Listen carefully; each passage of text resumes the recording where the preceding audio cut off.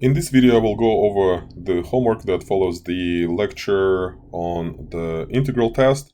And as always, I hope that you watched the lecture. And let's go ahead and jump right into the homework. And to jump into the homework, I'll have to do this.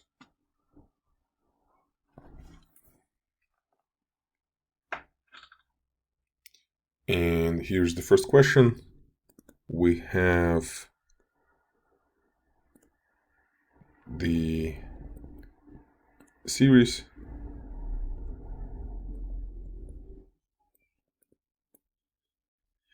and in this problem they do ask us to use the integral test. However, before you do the integral test, you would always want to look at your series, because integral test is not the easiest one. And before you look into the applying the integral test, you would want to identify whether you have a geometric or p-series, which is something we will learn soon. So this is neither geometric nor p-series. And then you would want to do the divergence test. And divergence test here will be inconclusive. And only then we would think about using the integral test. So let's make a habit of announcing or declaring which test we're doing. And I'm going to do the integral test. And to do the integral test, I have to go through the checklist. First, I have to check whether my function is, and by the way, what does it mean to do the integral test? We pretty much saying that this series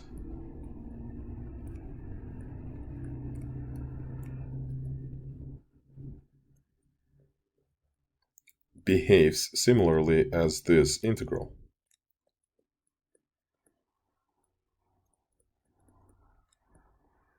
And now we introduce this function, so now we have to make sure that this function is positive. I think we should check that it's continuous first, then it's positive, and then it is decreasing.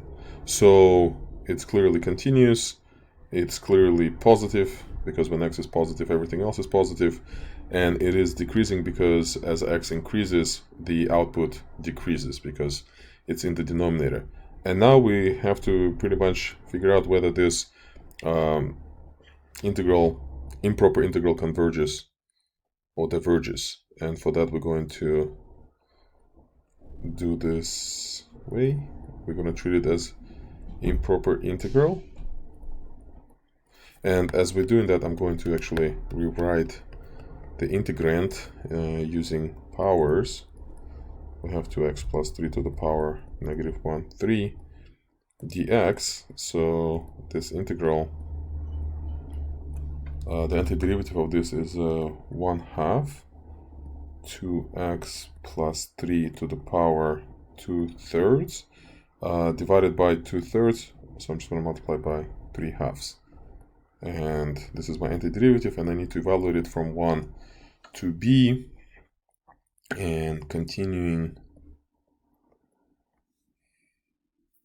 frequently we use letter t over here too, so maybe b looks more like a constant, so maybe I'll just use t over here.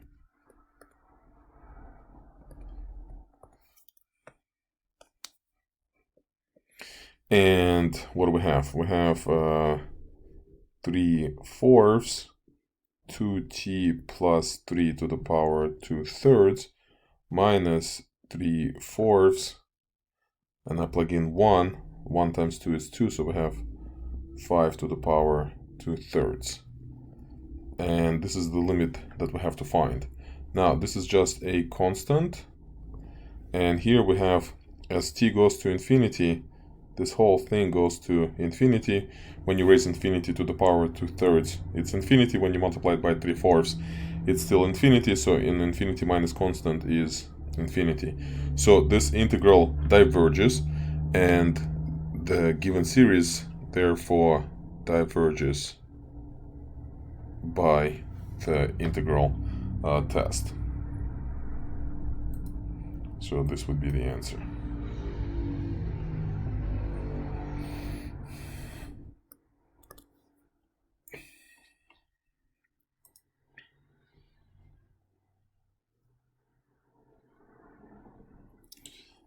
here we're not asked to do the whole thing, but we're only asked to set up the integral. But again, let's make a habit of checking whether a given series is a geometric series. The answer is no. Is it p-series? No. Now the next thing to check is the divergence test, and divergence test here will be actually conclusive because the limit of this as n goes to infinity is equal to 1. So this series diverges by divergence test, and in real life we wouldn't have to even think of the integral test. However, the purpose of the problem is to run the integral test, so we're going to announce it. Let's make a habit of announcing or declaring our tests. So we're doing the integral test, and when you're doing the integral test, you're pretty much saying that when certain conditions are satisfied, so there are 3 conditions, the following integral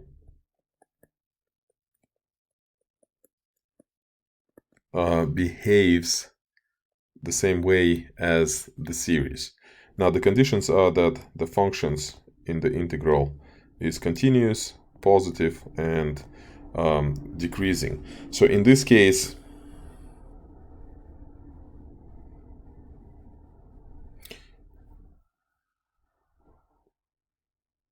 it's definitely continuous, definitely positive. The only question is it decreasing? So as we plug in different values of x, so when x equals 1, we have 5/3, but then when x equals 2, we have 6/4. Is it decreasing?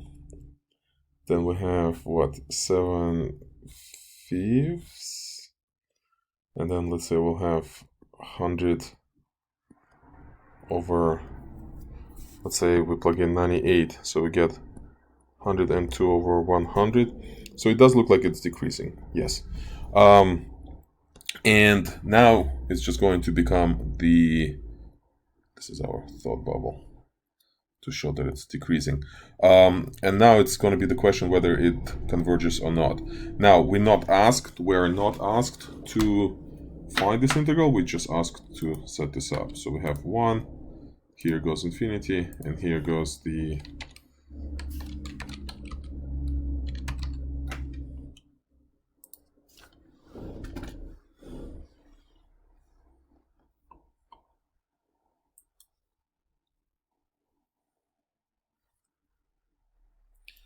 all right, next question. We have a series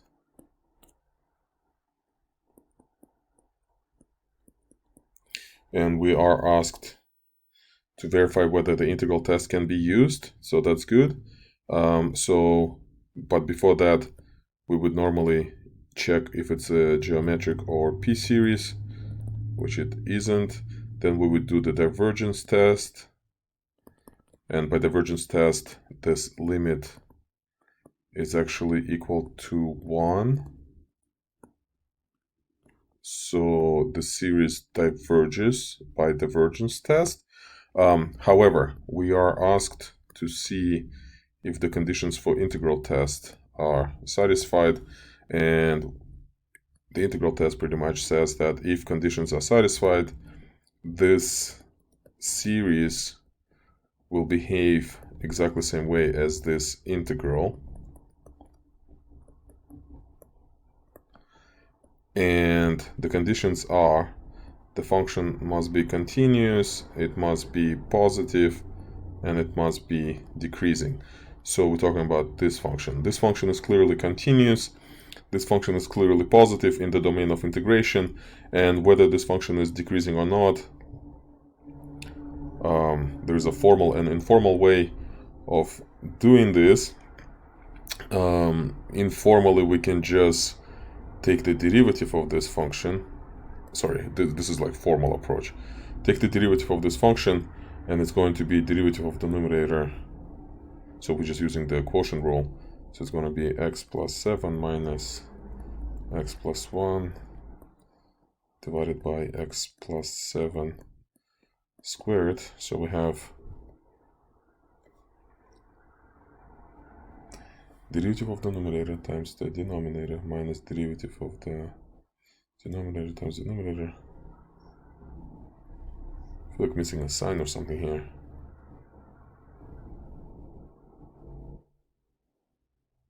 Is it, oh no, hold on. We have 8 over x plus 7 squared, which is always positive. And if it's always positive, that means the function is increasing. And to verify that, let's just plug in a couple values. So when x equals 1, we get 2 eighths, which is 1/4. Then we get 3 nines, which is 1/3. Then we get 4 tenths, which is 0.4. So it looks like it's increasing, right? So we plug in 93 and we get 94 over 100. So it does show the increasing behavior.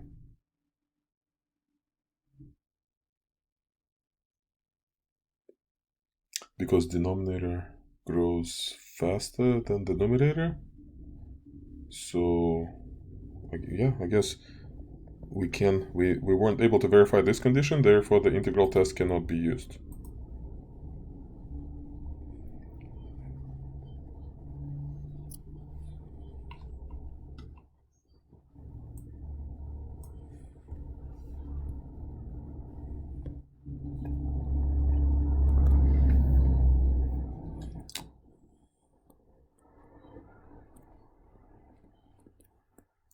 We have a series.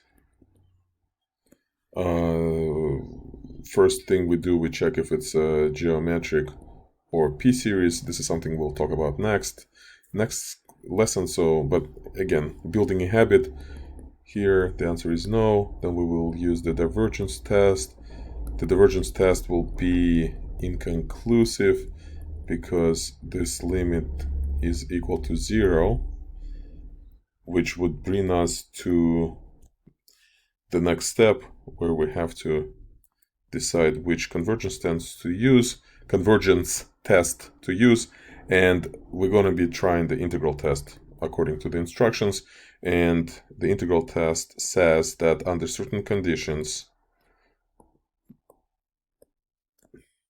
this series will behave exactly the same way as this integral. So if this integral converges, this series converges. If this integral diverges, the series diverges. The conditions are that the function inside of the integral must be continuous, positive, and decreasing.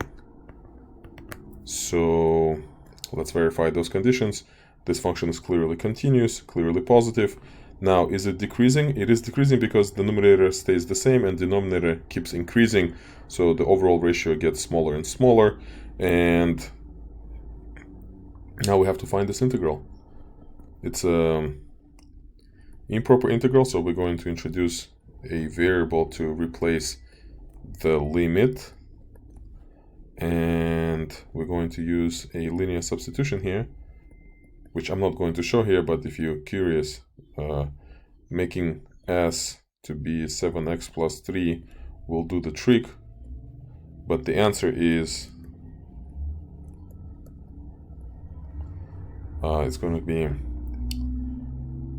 1/7 ln of 7x plus 3 from 1 to t, and that is equal to, let me move this over,